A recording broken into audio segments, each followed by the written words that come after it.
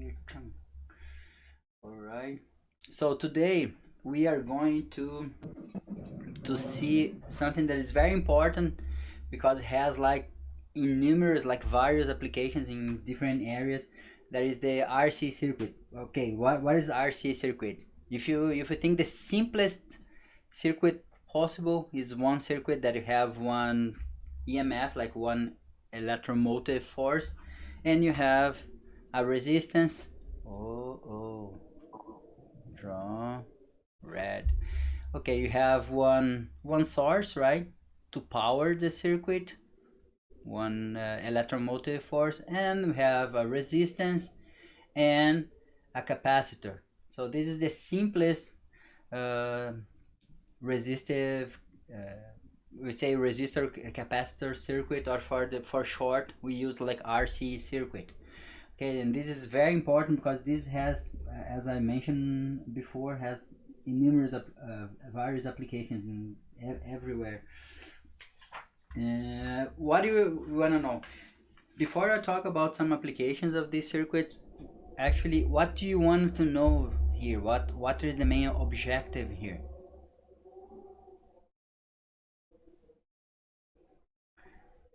Again, we are doing the same. We are trying to find um, the charge, how the charge behaves in time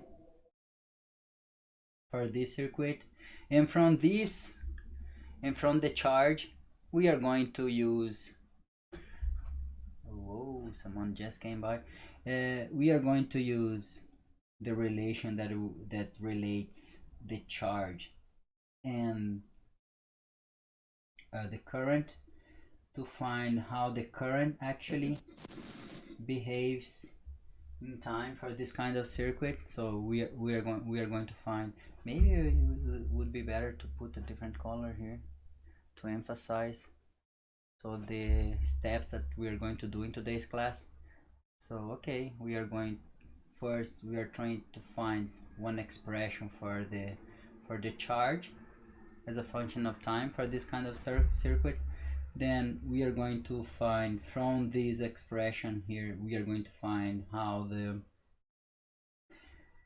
current behaves, temporally behaves, and finally from here, then you have two relations, right guys? We remember this. Let's put in red, always red. We are trying to, not trying, we will do, we are going to use the relation for the Ohm's law in this case here to find how the voltage, how the difference in potential is going to vary in time, right? And here the same for the capacitor. So let's put like VR here because this is going to be for the resistance and this one is going to be for the capacitor, and we are interested in know actually how they behave in time. And we know how to do this. Actually, this one is going to be Ohm's law.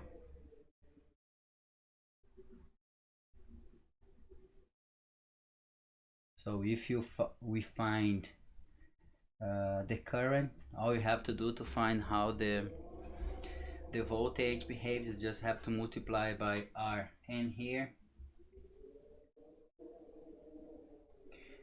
the voltage here, we know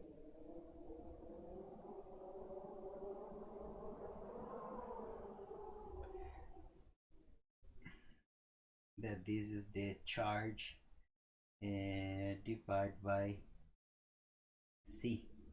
Actually, well, we can make from here actually. Let's make this connection right here.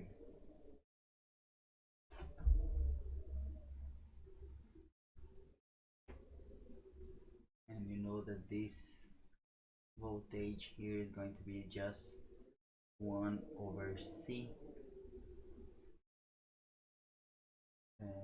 Q. Okay guys, so we are interested actually, then remember the main objective of this class is actually to find expressions here for the charge, current, and difference in potential for this kind of circuits. And why this is so important, let's just take a look here. For example, some general applications. I put here, guys, one circuit for you. I have a simulator here. Where's my simulator actually? Doesn't matter. Um, this is a not so simple like the one I showed before, but still this is a this clearly is a RC circuit, and as you can see, the response of this circuit is intermittent, right? This is a very interesting kind of response, and uh, because of this kind of response, you can use this, for example, for every kind of a problem, every kind of device that we need a timer, for example, right? For example, windshield wipers. We can use this for pacemakers, for example, and so on. Because as you can see, you have a very well behaved like signal, right? That is generated from this circuit. So you can use this kind of circuits to precisely time some events. And for example, as I mentioned, for the windshield wiper, you can actually play with these values here, C and R, and you can actually affect how the distance, for example, in these signals here. We are going to see this clearly soon, but just wanna emphasize this, that this is extremely important circuit, and that's why you have at least one class dedicated to study this class of circuits. Also, guys, this kind of circuits we use to simulate some mechanical problems that are sometimes difficult to resolve by Newtonian laws, and we use the equivalent RC circuit to solve it. But this is not going to be covered here, but I just want to mention there is another application for this class, this class of circuit. Okay, let's move on.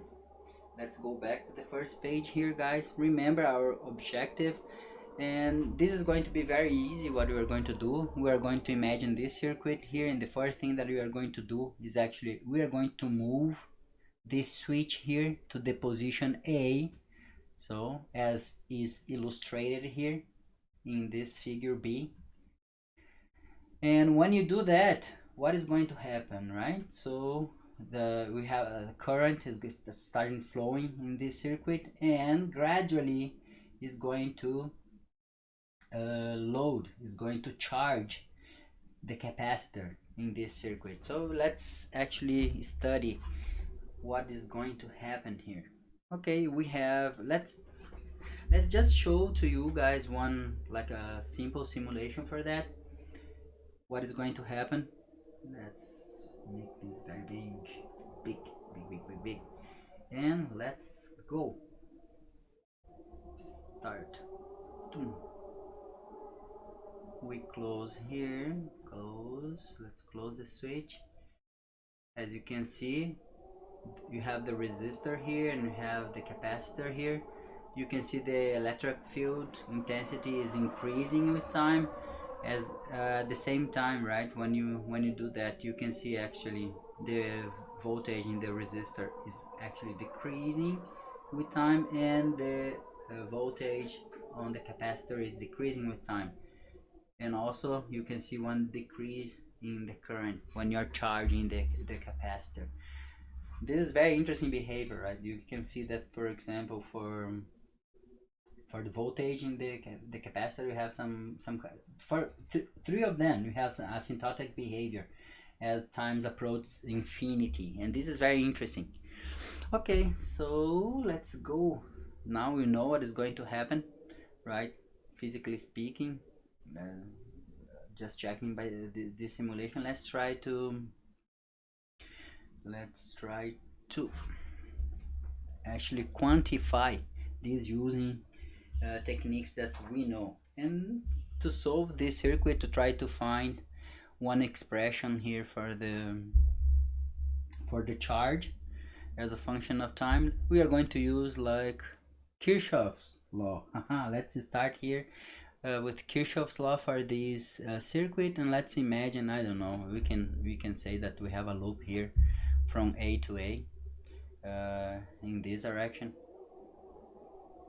Okay, this is going to be my loop. We have a single loop circuit, so this is easy. You can go here, guys, and we know according to Kirchhoff's second rule, we are going to have the electromotive force. This is going to be positive, right? Shall I go this way? Here we have a drop in the difference in potential, so this is going to be minus the difference in potential on the resistor, and minus the difference in potential on the capacitor, and this is going to be equal 0. Okay, this is going to be our first equation here. Well, it's a good start. Okay, we use Kirchhoff second rule. Maybe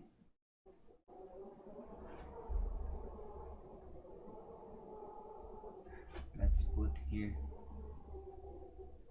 Kirchhoff second rule. Okay, and we can substitute here. We can substitute Ohm's law for the resistor here. That we know that is this is going to be the product between the resistance times the current, and we can substitute what you already know for the voltage for across the capacitor that we learned before. This is the charge, right, in the capacitor divided by the capacitance, C. Okay, and then you can rewrite this equation here. As you can see now, finally, remember guys, let's keep in mind that we are trying to find one expression for the charge as a function of time here. So this is the main goal. Let's keep this very clear here.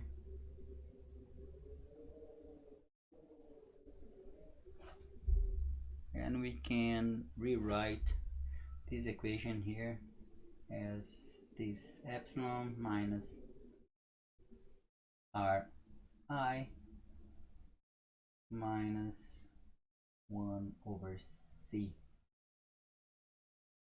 K, not K, Q equals 0. And we can use the definition of current here too. You know that this term here is going to be that actually the current is the temporal rate of change in the charge, right? So we can we can substitute this by dq dt.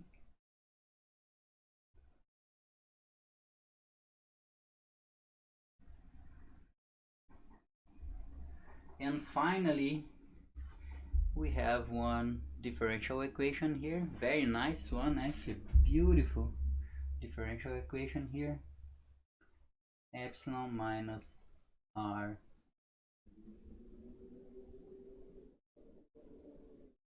dq dt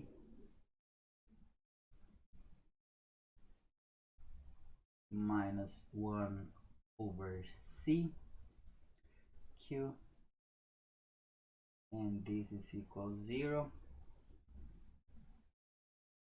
We can rearrange these terms here, guys, right? This is not difficult. This is one of this class of differential equations is one of the first differential equations that we learn. I don't know how you call calculus 3 or something. This is, for me, this was actually, this course was called differential equations 1. So we can actually work a little bit here on this equation. Let's see. because actually we can separate these variables, and then it's going to be quite easy to integrate. Okay, I can divide everybody by r, so this is going to be 1 over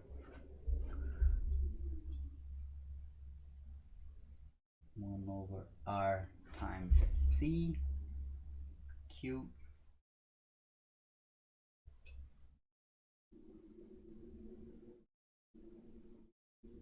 and this is going to be equals to epsilon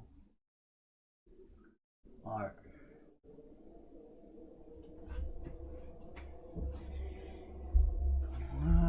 Okay guys, again we can manipulate this, we can keep this term alone in the right hand side, so this is going to be dq dt equals to, let's use like common denominator for both of them, so this is going to be epsilon c minus q, and all this over rc. The denominator here is rc. Aha, and then this clearly we can actually separate the variables here. Let me just, I'm kind of obsessed with symmetry here guys, let's put this here. We can actually separate, clearly we can separate this and this is one of the main advantages of using Euler's notation for this kind of derivatives. So actually you can treat these as a regular numbers, right? So we can actually separate this, and we are going to have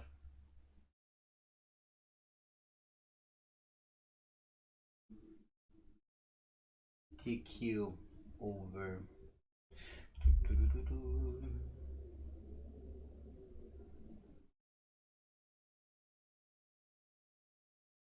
epsilon c minus q, and this is equals to dt over rc.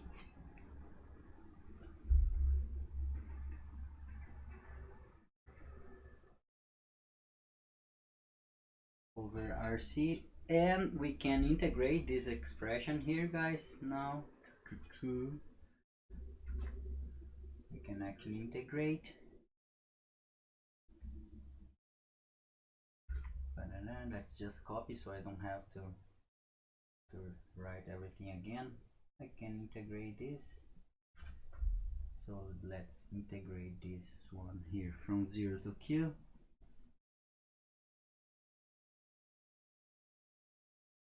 and this one here I can integrate from 0 to t.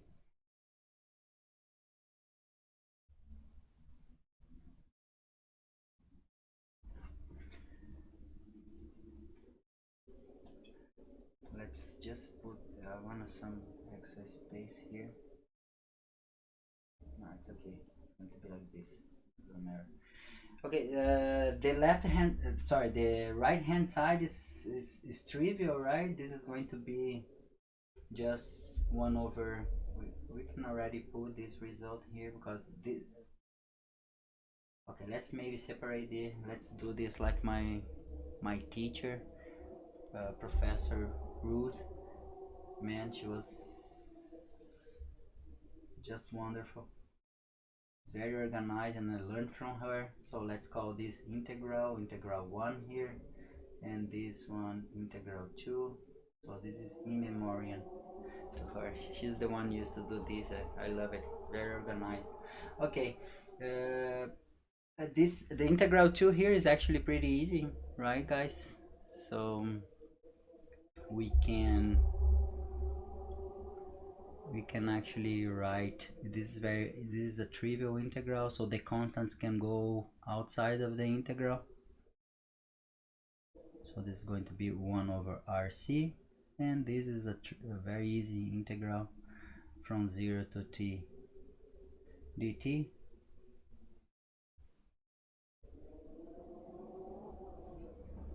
this is going to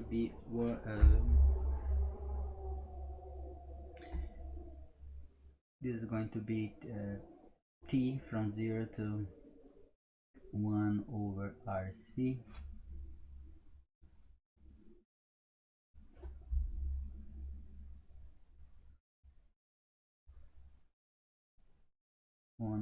IC, this t from 0 to t,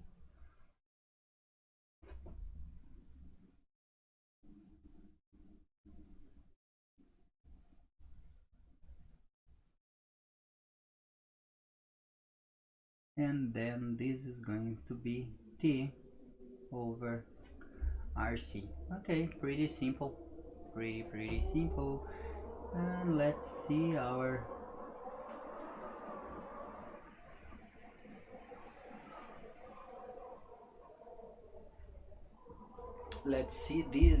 this integral here, the integral I1. Oh god, my friends, we are going to need another page, doesn't matter. Okay, let's go for the next integral, this integral I2 here, sorry, I1. This is going to be, and these are is not so simple, but it's also not that complicated either. So what I'm going to do here for this baby boy or baby girl, integrals in my language, would be a female. Too much information, teacher. Okay, professor, too much.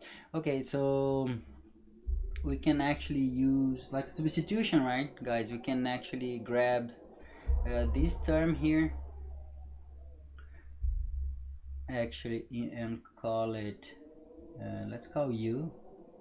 Typically, traditionally, I don't know why you call u, but all the time, let's call this u. This is going to be epsilon c minus q, and then the differential here is going to be du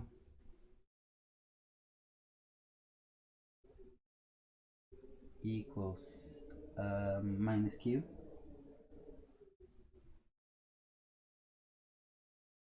We can substitute here and rewrite this. Of course, the limits of the integration to are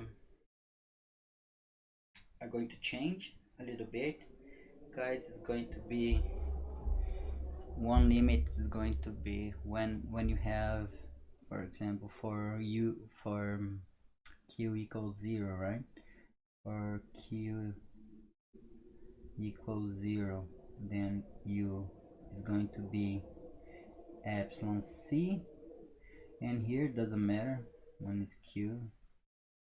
Let's just switch the variables here, so you're going to have epsilon c minus q,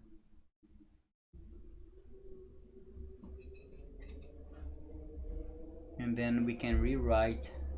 So those are the limits here. Let me put this like this, if I'm not mistaken, but I don't think so. So we can rewrite this integral here as this is going to be minus,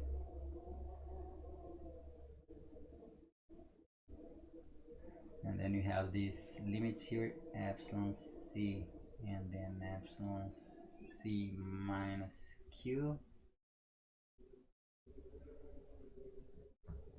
No, and this is going to be du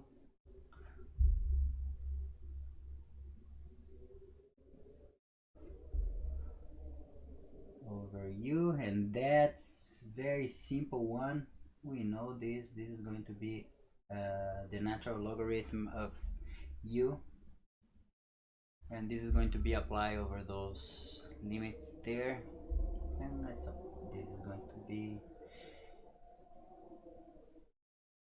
don't forget the sign here, this is important, almost forgot the sign. This is epsilon c and this is epsilon c minus q,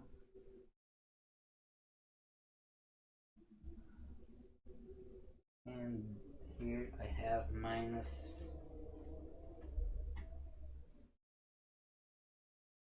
ln of epsilon c minus q, and that minus, maybe better to put some extra here, minus minus ln the epsilon c.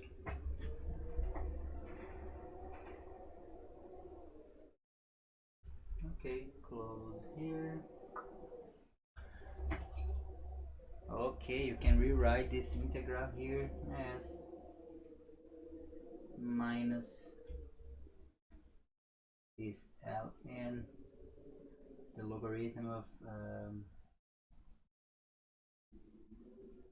epsilon c minus q, over using logarithm properties, right guys? I'm trying to make it as much compact as possible. So this is going to be epsilon c. Okay, and now we can go back to this expression here with these two integrals. This is number 2. Let's go back to this. We can substitute those integrals here. Let me put this here. Okay, now I have expressions for, that's numbers, so we don't, let's put numbers here. This is number 3, this is number 4. Let's make another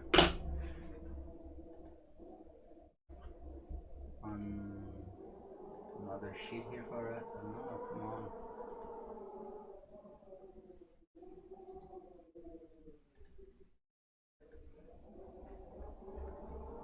It's getting big. So this is going to be part 1, haven't finished.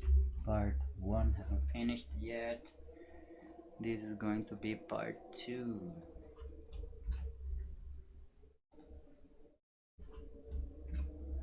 Part 2. Alright, and then now let's substitute here, guys, all these expressions back.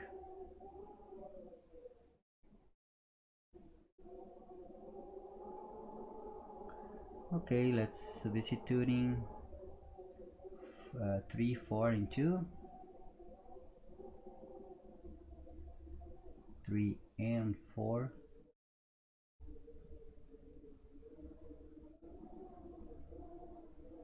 In expression number 2,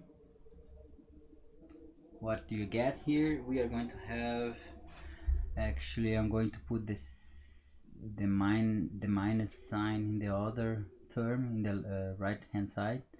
So I'm going to have epsilon c minus q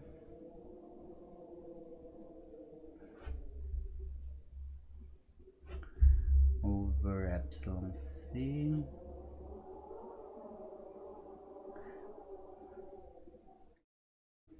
a little bit to the center. This is the logarithm of these guys. This equals minus t over rc. Okay, this seems to be not seems, 100% sure this is going to be a one exponential. That is actually, remember, okay, let's not ruin the surprise. I'm kind of excited because this is very nice result. Okay, if you apply the exponential here, so you are going to end up with this term here.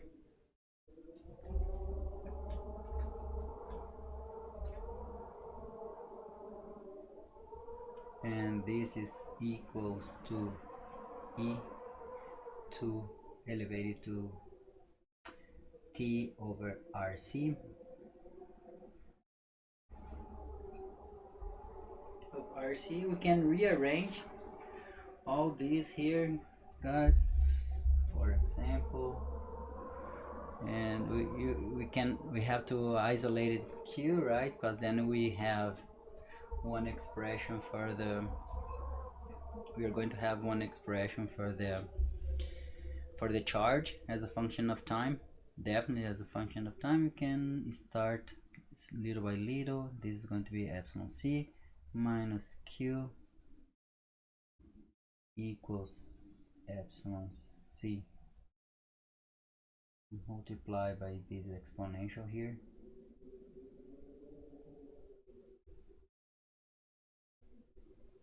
rc, and finally I can get one expression for this charge, and this clearly is a function of time, and clearly this is going to have asymptotic behavior as t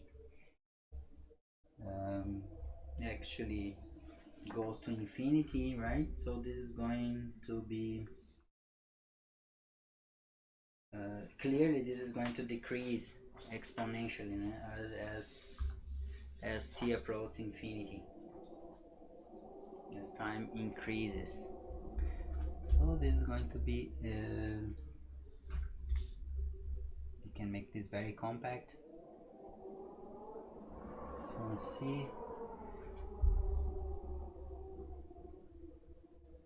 1 minus e minus t and divide by tau. Okay, this is one interesting thing that I wanna tell you guys that you're going to see in the textbook. This constant here is called the time constant and is denoted by the Greek letter tau, capital one. This one, this is called tau, and this has units of time, right? So this is unit. Okay, let's put another color.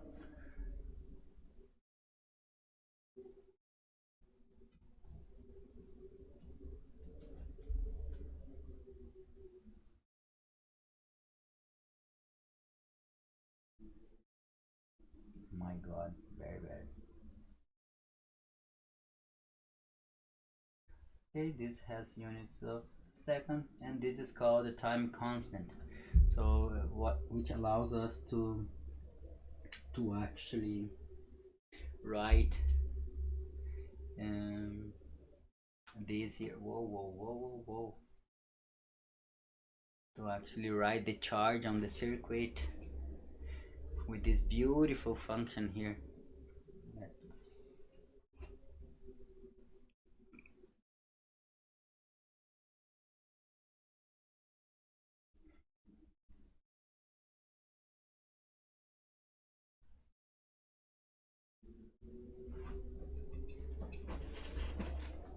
And from that we can calculate, right? We know that actually the electric current is just the temporal rate of the charge, or temporal charge rate. We just have to derive this, right, to find I.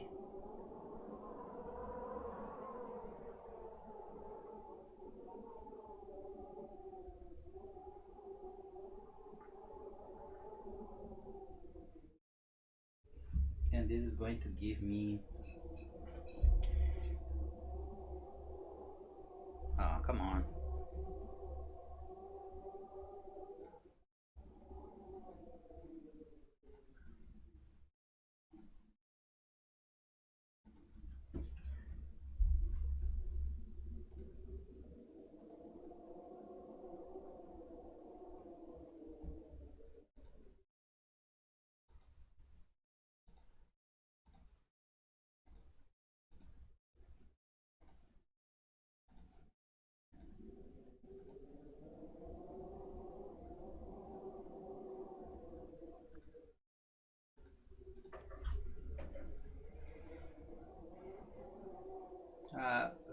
okay, let's wait for the other people to join us.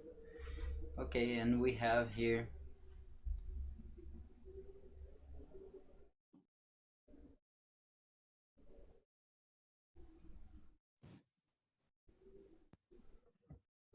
We just have to derive this expression that we just found for the charge.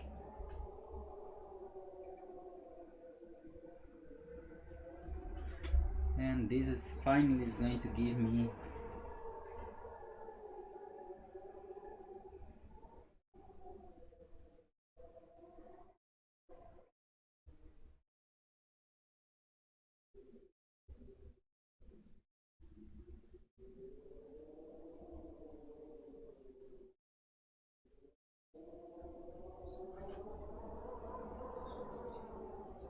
epsilon over r multiply by this exponential here.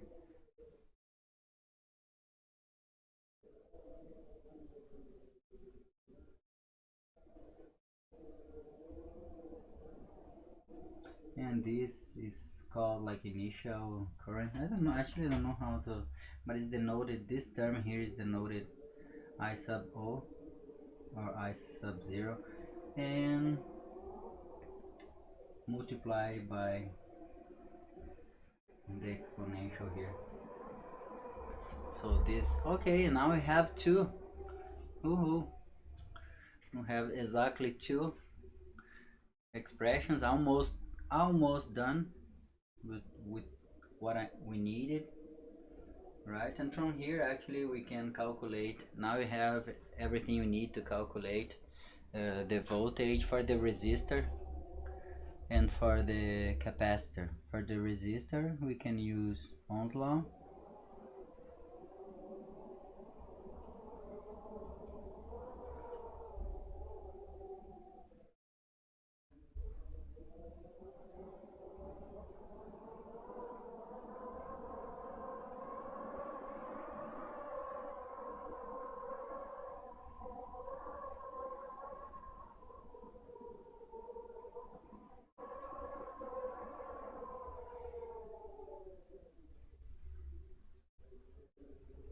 and we just have to multiply by R, so that means that you have is going to be epsilon.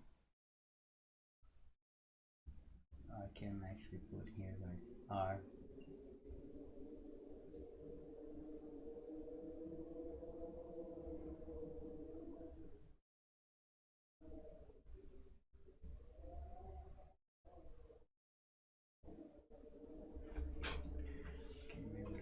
better to copy here to save some time. Let's save some time here.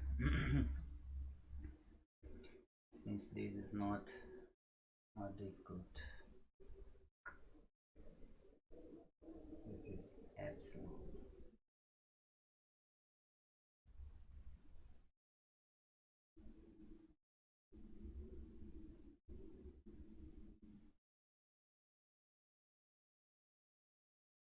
Okay, we have then one expression for the difference or the voltage across the resistor as a function of time.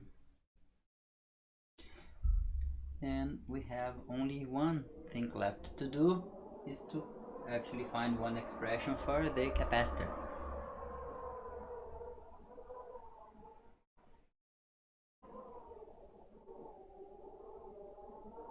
And for the capacitor, again, as I explained before,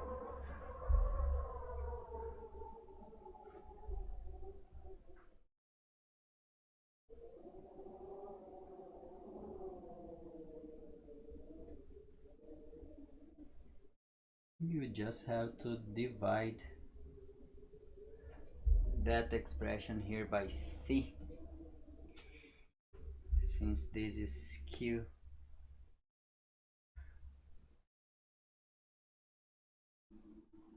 There's a that you just found before, and this is going to be divided by C. So this is going to give me this expression here.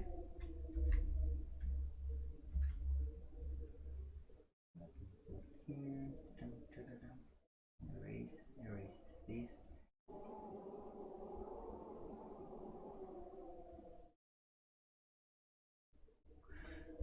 Done.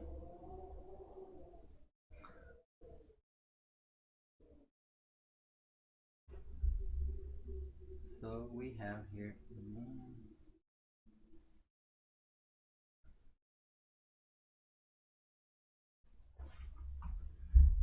let's make this a little bit bigger. Okay, and now we have the expressions for every single, for all the unknowns, right? You have the expressions for the charge, for the current, and for each one of the voltages across the components, right? The resistor and the capacitor. We can actually plot this, guys, to see. I'm not going to, well, I can show you. Let me show you. I can show you some simulations. For example, now you can understand, right, what is going on here, since we checked here this simulation before. No, not this one, this one. Okay, let's go.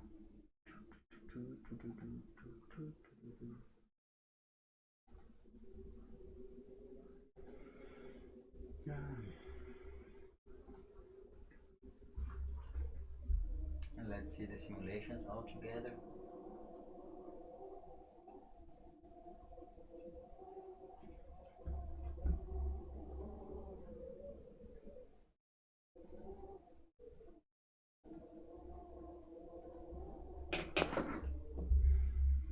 As you can see here, guys, look, let's start our simulation here.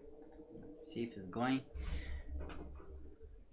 Dun, dun, dun, dun. You are going to see that the voltage across the resistor is going down, it's going to decrease. Across the capacitor is going to increase, right? And the current in the circuit is going to decrease according to what we found right here. We can actually, if you wanna, we can actually plot this. Of course, the one of the easiest ways to plot that is actually, where did I put it? Okay, here. This is part 3.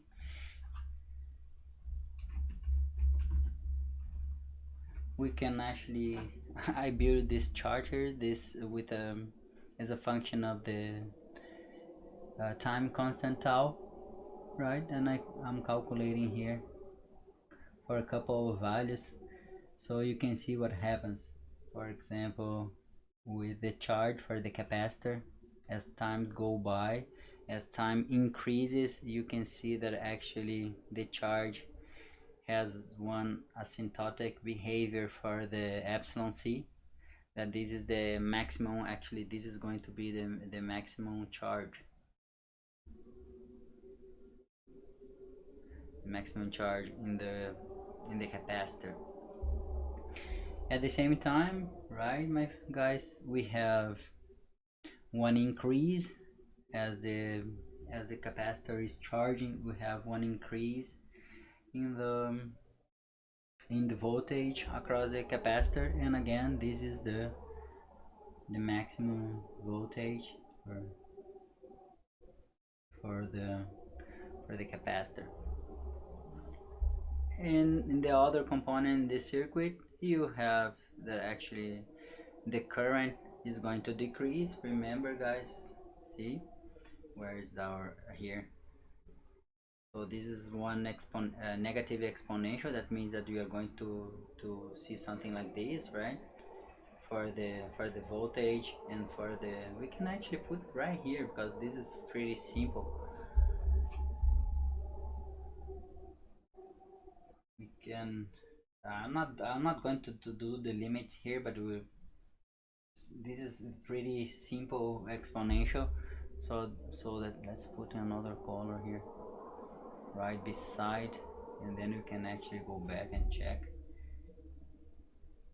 Something like this, something like this. This is going to be time.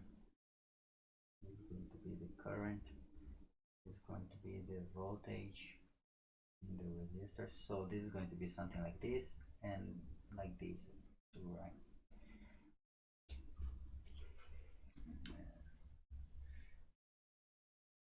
We know that. So let's go back there. And here I got it from from the Libre textbook. So the pretty graphs, as you can see, you have they represent the mathematical functions that you just derived. Okay guys, and this is when you are charging a capacitor. So this is the analytical model. Dave Dinero, this I think he's a professor from I don't know, Pittsburgh University. I don't know, not idea. But he made this simulation here. You can see more realistic simulation when you put like a capacitor to when you're trying to charge a capacitor. Look, let's see what is going to happen. As you can see, whoa, charge on C. We have some fluctuations here. For the real life, we have some actually some fluctuations, but again, you have this asymptotic behavior as time increases. So, and then the charge is going to approach like the maximum charge for this capacitor. Cool. Let's see the current magnitude, what is going to happen. What?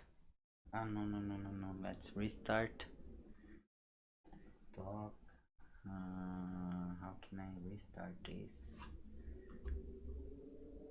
No. Okay, let's restart. Simulate. No. Another current. Play.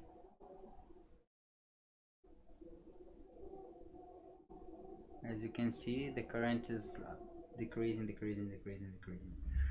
As we can actually predict from our analytical model that we just derived. Okay, with this done, I think I left here some of these simulations for you guys to play, because it's really fun to test, right? For a couple of values of resistance and capacitance. And what I would like to do now is move to the next topic, that is actually the discharging a capacitor. I should have separated this in different, okay, but I'm going to do now.